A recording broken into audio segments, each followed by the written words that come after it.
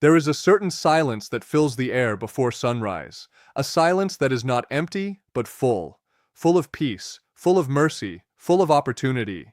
When the world is asleep, when hearts are lost in dreams, the doors of heaven are open, and Allah subhanahu wa ta'ala is calling.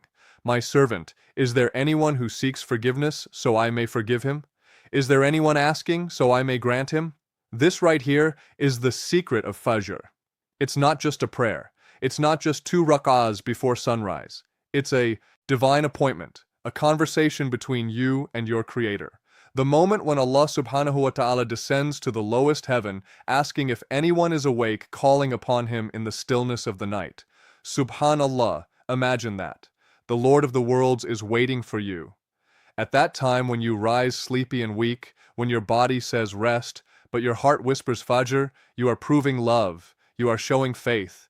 You are choosing Allah subhanahu wa ta'ala over your comfort, over your blanket, over your sleep. And that is why the Prophet Muhammad, peace and blessings be upon him, said, "The 2 rak'ahs of Fajr are better than the world and all it contains." Because it's not about time, it's about sincerity. Allah subhanahu wa ta'ala says in the Quran, "Establish prayer at the decline of the sun until the darkness of the night and the Quran of dawn. Indeed, the recitation of dawn is ever witnessed." Surah Al-Isra, Ayah 17, verse 78. Did you hear that? Ever witnessed. Angels witness your Fajr prayer. When you stand before your Lord at that early hour, the angels record your name among those who remembered Allah subhanahu wa ta'ala when others were heedless. Now imagine, every morning you answer the call to Fajr. Your name rises with the dawn written in the book of those who love their Lord enough to meet Him when the world was asleep. But Fajr is not just a prayer, it's a reminder that life is short, that days will pass, that hearts will harden unless softened with Salah. When you stand for Fajr, you're cleansing your soul before the world touches it. You're filling your heart with light before facing the darkness of the day. Look at those moments before sunrise, the calm skies, the whisper of the wind, the faint light breaking the horizon. That is how Allah subhanahu wa ta'ala awakens your heart. Just as the sun slowly rises, your iman rises with each Fajr you pray. And perhaps you've noticed, the peace that follows after Fajr is unlike anything else. That's no coincidence. It's Allah's way of rewarding you instantly for answering His call. Even science says, early morning light boosts happiness, health, and clarity. But what science can never measure is the peace of a heart that remembered its Creator before the world began. My brothers, my sisters, when you wake up for Fajr, you're not losing sleep. You're gaining strength. You're not missing rest.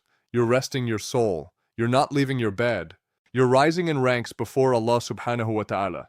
That's why people who never miss Fajr often say, "My day feels blessed." And it truly is, because Fajr is the key that unlocks barakah. When you start your day with Allah subhanahu wa ta'ala, everything that follows carries His blessing. Your risk flows easier, your mind is calmer, and your heart feels protected.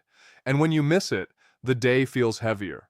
Not because of guilt alone, but because something spiritual is missing. Remember, Fajr is not a punishment, it's a privilege. It's not meant to tire you, it's meant to strengthen you. Remember, Fajr is not a punishment, it's a privilege. It's not meant to tire you, it's meant to strengthen you. It's Allah subhanahu wa ta'ala saying, "Start with me and I will take care of your day." So the next time your alarm rings before dawn and your eyes feel heavy, remind yourself, this is not an interruption to your sleep. This is an invitation from your Lord. He chose you out of millions. He woke you. He's calling you, not to test you, but to bless you. And maybe, just maybe, the peace you've been searching for in this world is waiting for you on the prayer mat before sunrise. Have you ever wondered how the prophets and the righteous found peace even in their hardest moments? It wasn't that they had no struggles. They just knew when to turn to Allah subhanahu wa ta'ala, and most of the time, it was before dawn. Let's go back to the story of Prophet Dawood. May Allah be pleased with him. The Prophet Muhammad, peace and blessings be upon him, told us that among all the worshippers, the one dearest to Allah subhanahu wa ta'ala was Prophet Dawood. May Allah be pleased with him, because he would sleep half of the night wake up in its third, and sleep again for a small portion. He didn't just pray. He enjoyed the calm of the night and the beauty of Fajr. When others slept, Dawood, may Allah be pleased with him, stood in silence reciting the praises of Allah Subhanahu wa Ta'ala until even the mountains and birds joined him in tasbih.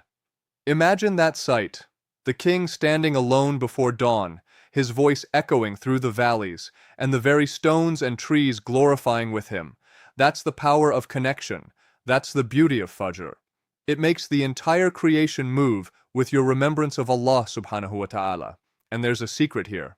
The people who rise for Fajr find peace not because their problems disappear, but because they learn to turn or see their problems differently. Every prostration before dawn whispers, I belong to Allah and to Him I will return. Every tear says, Ya Allah, I can't do this alone. And every Fajr prayed sincerely says, no matter how dark my night, I choose light. There's a narration about a companion of the Prophet Muhammad, peace and blessings be upon him, who said that when he prayed Fajr behind the Prophet, peace and blessings be upon him, he could hear his chest trembling, not from cold, but from tears. Subhanallah, the Messenger of Allah, peace and blessings be upon him, the most beloved to Allah Subhanahu wa Ta'ala, wept in Fajr. Why? Because he knew what that moment meant. When you rise for Fajr, you're doing what the greatest humans did. You're walking in the footsteps of the prophets, of Ibrahim, may Allah be pleased with him, who rose early to build the Kaaba, of Musa, may Allah be pleased with him, who called upon Allah Subhanahu wa Ta'ala in the darkness of the night, when fear surrounded him. Of our beloved Prophet Muhammad, peace and blessings be upon him, who would stand until his feet swelled, whispering gratitude for the blessings we often overlook. So when you pray Fajr, you're not just performing Salah, you're joining the legacy of light. You're telling Allah Subhanahu wa Ta'ala, Ya Rab, I want to be among those you love. And if you struggle to wake up, that's okay. It's not about perfection. Even if you miss, try again. Because every effort you make to answer Allah's call is written. Even when you simply intend to wake for Fajr but your eyes fail you, the angels record your sincerity. So don't let shaitan whisper, you're not worthy.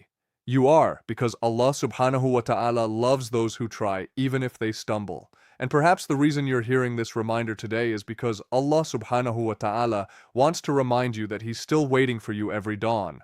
So tomorrow morning, when the Adhan whispers, As-salatu khayrun minan naum, prayer is better than sleep, smile. Because that call is not coming from the muadhin alone, it's coming from your Lord.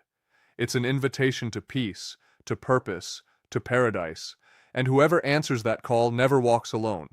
My beloved brothers and sisters, there's a very deep reason why Fajr is not just a prayer, it's a test between you and your nafs, between your love for comfort and your love for Allah Subhanahu wa Ta'ala. You see, when the world is asleep, the one who leaves his warm bed for Fajr has already won the battle before the day begins. He's already proven, Ya Allah, you matter more than my sleep. The Prophet Muhammad, peace and blessings be upon him, said, whoever prays Fajr is under the protection of Allah, reported in Sahih Muslim. Subhanallah, under whose protection? The protection of the King of all kings. But when someone deliberately misses Fajr again and again without care, without guilt, it's as if he's turning his back on that divine protection. And that's when life starts feeling heavier, darker, emptier. Because when you distance yourself from Allah Subhanahu wa Ta'ala, peace starts to fade away. Allah Subhanahu wa Ta'ala reminds us in the Quran, indeed, prayer prohibits immorality and wrongdoing, and the remembrance of Allah is greater. Surah Al-Ankabut, Ayah 29, verse 45. Do you see? Fajr protects you. It's not a burden, it's a shield. It guards your heart from sins you don't even realize you're falling into. But when that shield is missing, your heart becomes exposed to anger, stress, laziness, and even sin. That's why the Prophet Muhammad, peace and blessings be upon him, said, the most difficult prayers for the hypocrites are Fajr and Isha. If they knew what reward lies in them, they would come even if they had to crawl. Sahih al-Bukhari, Subhanallah, look at that. Even crawling, even struggling, because it's not about ease, it's about deep love. Those who truly love Allah Subhanahu wa Ta'ala will always respond to His call, not because they're perfect, but because they try. And if you've been missing Fajr, my dear brother, my dear sister, don't lose hope. Don't let shaitan make you believe that Allah subhanahu wa ta'ala is angry with you forever. No, Allah's mercy is beyond imagination. He says, "Say, O my servants who have wronged themselves, do not despair of the mercy of Allah. Indeed, Allah forgives all sins." Surah Az-Zumar, Ayah 39:53. Even if you've missed years of Fajr, you can still return today. Wake up tomorrow, make wudu, and whisper, "Ya Allah, I'm here. I missed you." And wallahi, that one sincere prayer might change your entire life, because the sweetness of Fajr is unlike any other. That silence, that calm breeze, that first sajda of the day, it carries peace that no amount of sleep can give. There are people who chase comfort their whole life, but they never find rest. And there are those who wake up for Fajr, and they live with peace, even in pain. That's the secret.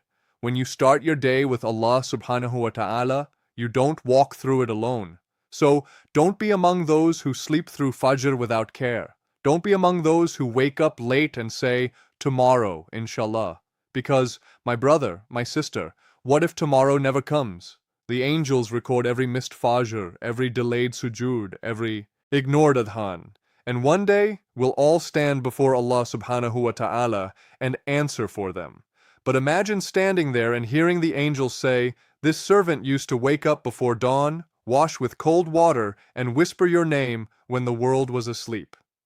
Wouldn't you want to be that person? So, tonight, before you sleep, make an intention. Ya Allah, help me wake for Fajr. Make it easy. Let me be among those you love. And place your alarm far away from your bed so that when it rings, you rise for the sake of Allah subhanahu wa ta'ala. Because every Fajr you pray brings light into your day, and every Fajr you miss takes a little light away.